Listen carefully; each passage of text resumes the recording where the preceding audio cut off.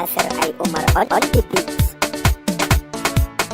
Ɗan sarki ko mai waka zan ɗauka, soyayya ta sani cikin gasa. Ɗan sarki nake mai babban iko, soyayya dole ƙyale ni kin ji.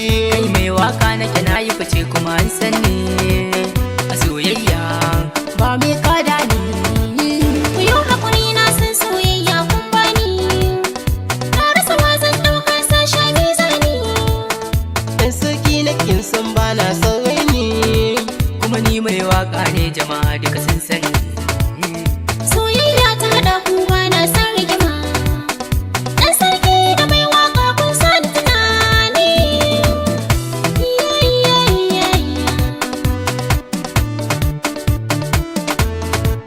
ki ƙyale shi. Ɗan sarki nake mai mulki, na tara kuɗi ga daular ban mamaki. Soyayya ki ta yi ginin ban mamaki, ƙyale mawaƙi zo ki wuce daular mulki. Ban san ja in ja zo ki wuce ki haye doki, ana ta batun iko wake ta batun waka.